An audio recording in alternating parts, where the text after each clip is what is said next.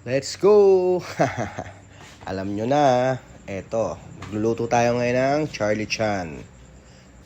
Inspired by dilaw na taxi, cab.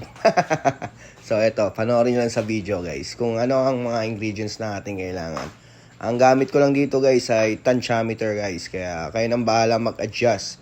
So ipapakita ko na lang sa video kung ano yung mga ingredients na inilagay natin. Kagaya niyan, mushroom at eto dahon, mani. Bahala kayo kung anong gusto nyo mani. Depende sa trip niyan, depende sa panlasa nyo. So ayan, pag sasama-samahin lang natin sila sa kawali, gigisa-gisain. Tapos hindi pa tapos yung video wala mo nang tapos. So yun, nakita nyo naman siguro sa video, halo-halo, mekos-mekos.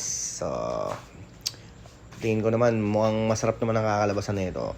Kasi guys, kung mahilig talaga kayo magluto, wala kasi sa kahit magkalapagan tayo ng ingredients, talagang nasa panlasa yan guys. Kaya wag tayong babase sa mga nakikita nating ingredients guys, dahil kung yun ang pagbabasehan natin hindi talaga magkakari guys. So eto na ang kinalabasan ng ating Charlie Chan inspired by Yellow Cab. So guys, eto na siya. Let's eat guys. Thank you.